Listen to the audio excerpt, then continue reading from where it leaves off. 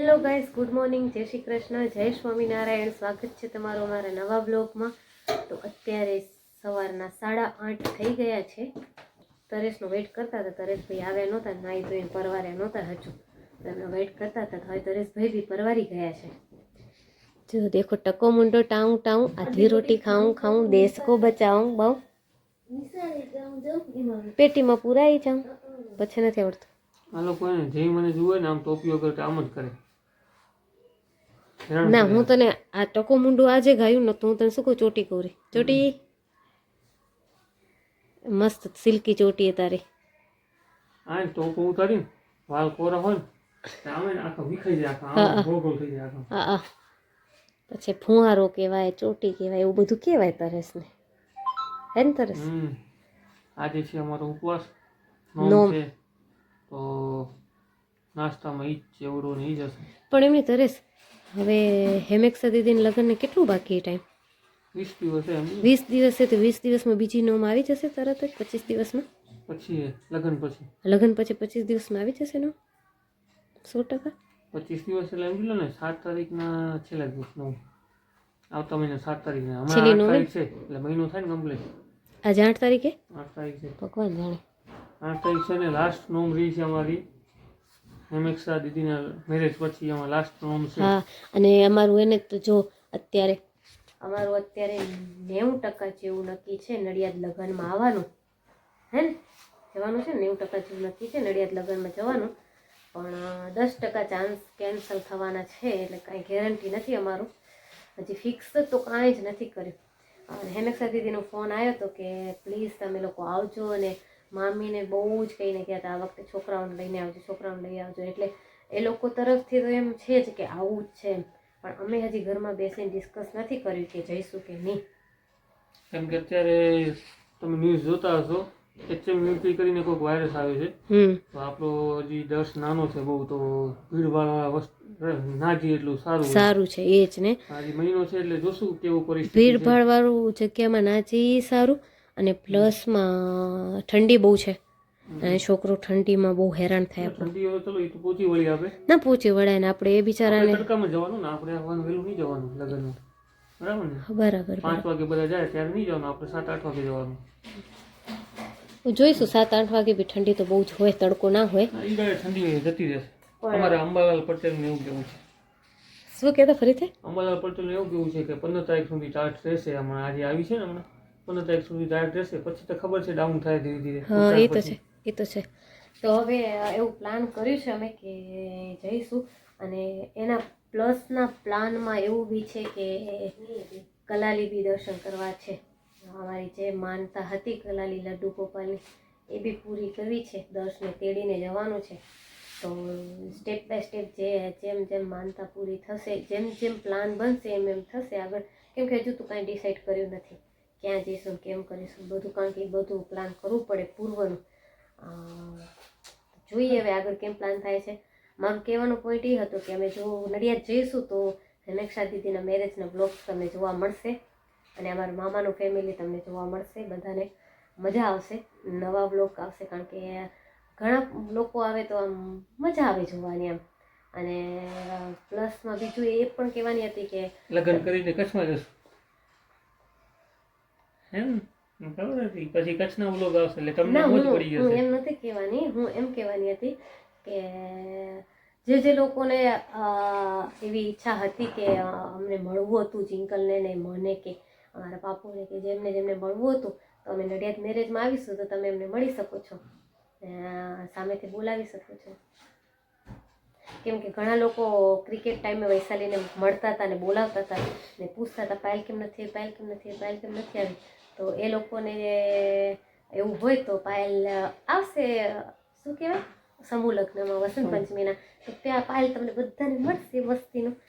અને તમને લોકોને વ્લોગમાં આવવું હોય તો કહી દેવાનું, તો અમે શૂટ કરશું ને, અમે સામેથી શૂટ કોઈ દિવસ નહીં કરીએ, તો તમારે કહી દેવાનું વ્લોગમાં આવવું છે. હા, જો તમને વ્લોગમાં આવવાની પ્રોબ્લેમ ના હોય ને ઈચ્છા હોય તો અમને પહેલેથી આવીને તમે જાણ કરી દો કે મારો વિડીયો બનાવો, તો અમે બનાવીશું. બિકોઝ કે આથી પહેલાં અમે એને તે 2-3 વખત અમે અમારા વિડીયો ડિલીટ કર્યા છે.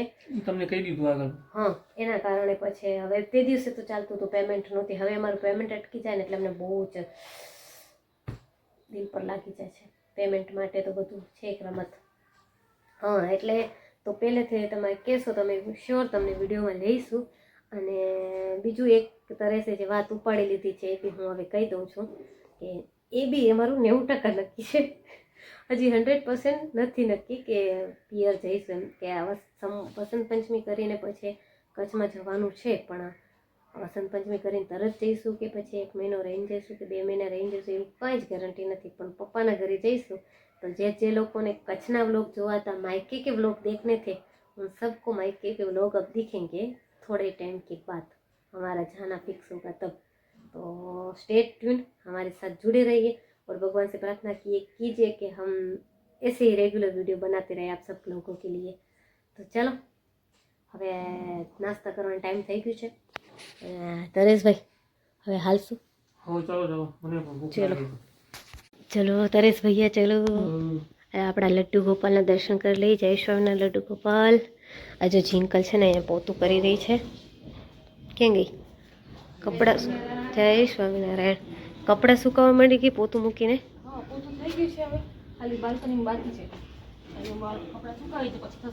તે ગલત સુકાવ્યા છે મારી બેન.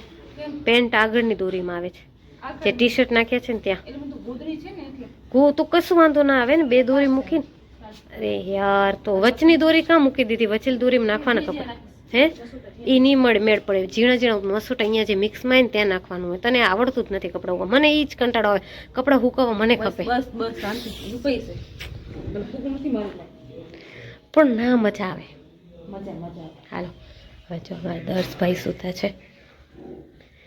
ત્યારે તો મસ્ત નિંદરમાં સૂતા છે કેમ કે દર્શભાઈની મોર્નિંગ સવારના 4 વાગ્યાની થઈ ગઈ હતી.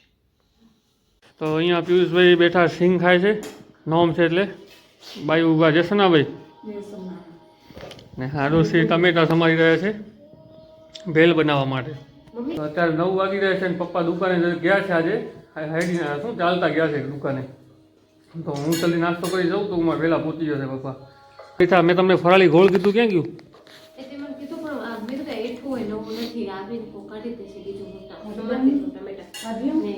દર્શ ઉઠ્યો હમણાં ઝીંકલ તેડીને આપશે.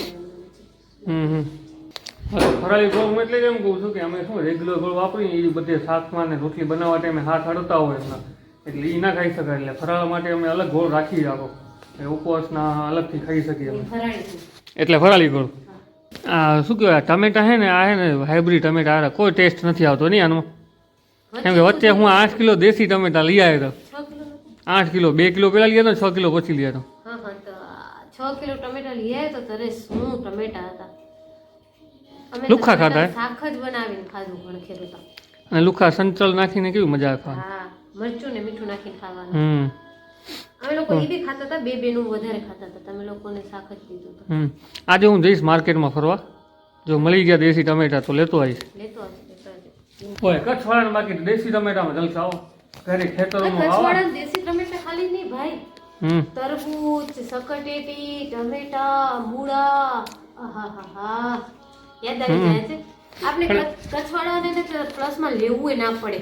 એ વાડીવાળા હોય ને એકબીજાને દે. એટલો ધર્મમાં એ લોકો એટલું સાચવે ને એકબીજાનું. કચ્છમાં આવે ને તે માણસો પેલા અમે હતા ને ત્યારે, હવે તો મને ખબર નહીં તમે દીધું તો બી સિટીના માણસો કરતા કચ્છના માણસો હોય ને એકબીજાને વસ્તુ દે લે બહુ જ કરે. આપણે લેવું ના પડે. વાડી ખેતરવાળા હોય ને એ એકબીજાને દે. તમે નહીં માનો ડીસા આવ્યા ને તે મને પેલી ખબર પડી કે મૂળા વેચાતા મળે. લે મને એટલા દી એમ જ હતું કે મૂળા આવે ફ્રીમાં મળશે. કોઈ વાડીવાળા હોય દઈ દે આપણે. આપણે ખુદ વાડીમાં આવતા હોય ને તો આપણી વાડીમાં જે હોય ને બીજાને આપીને બીજાને પાસે જે હોય ને. કેમ કે મને આપણે એમ આપણું વાડી હતી ને વાડી વાવતા ત્યાં સુધી મૂળા કરતા કરતા કેટલા ગામમાં હાલતા આવે. કેમ પડ્યા પડ્યા બગડી જાય, પાકી જાય ઉભો ઉભા. આજ બી આપણે એને કચ્છમાં જઈને તો આપણે લીંબુ ને બધા કેટલા આપે એને રક્ષાબંધી વાળાને બધા. પપ્પાને તો કેરીઓ ફ્રીમાં હાલે. વિચાર કરો પપ્પાને. હજી બી પપ્પા કચ્છમાં જાય ને તો પપ્પા શાક લઈ આવે ક્યારેક ક્યારેક. ફ્રેન્ડ સર્કલ હોય ને તો આપી જાય એમ. પણ આ વખત કચ્છમાં રહેતા હોય તો બધા જલસા હોય. આપણે હમણાં રીધમભાઈ કેટલા તરબૂચ આપતા હતા. હો તરબૂચ ખાઈ ખાઈને. Thank you rhythm. રીધમે જલસા કરાવી દીધા એમ. બબુ ભૈયા હા બબુ ભૈયા ગઈ સાલ પર વાયા નતા એને. બાકી ઓલી સાલ આપણે ખબર ઓલા માથે ચડ્યા હતા શું નામે ડુંગરમાંથી ચડ્યા હતા આપણે. ઝીણો તો ધીણોધર ચડ્યા હતા તો એ હાલ્યા હતા ને આપણા ભેગા. પછી પાછા વળે આપણે કેટલા તરબૂચ દીધા. ઓ મજા આવી ગઈ. ભલે એના છોટા છોટા જ રહ્યા હતા, અખર માલ ઉપડી ગયો તો છોટા છોટા રહ્યા હતા, પણ આપણે તો એમાંય મોઈ ગયા હતા એમ. બહુ મીઠા. કાચના તરબૂચ તો બહુ મીઠા. અમારા ઘરનો ગોળ જો કેવો કાળો હોય, દેશી ગોળ. અમારા ઘરનો ગોળ તમે ઘરે ઉગાડ્યો હોય? ઘરે નથી બનાવ્યો. ઘરે બનાવડા તમે? હા ઘરે બનાવ્યો. કઈ બનાવડા? પિયુષભાઈ જાય ક્યાંક બનાવી આવે, ખબર નહીં ક્યાં બનાવી આવે. ક્યાં બનાવી આવે પિયુષભાઈ? ઓનલાઈન મંગાવું. વાહ વાહ વાહ વાહ વાહ વાહ વાહ, ક્યા બાત ક્યા બાત ક્યા બાત. ત્યારે ખેતરવાળા ગમતી આવે. ઓનલાઈન હવે માણસો ગોળ મંગાવે છે. શાબાશ. વચ્ચે મારા ઇન્સ્ટાગ્રામમાં એવી આવ્યું હતું કે ઓનલાઈન માણસે ભેંસ મંગાવી. સાચું? વેચારી ને ઓનલાઈન. ઓનલાઈન ભેંસ વેચાય.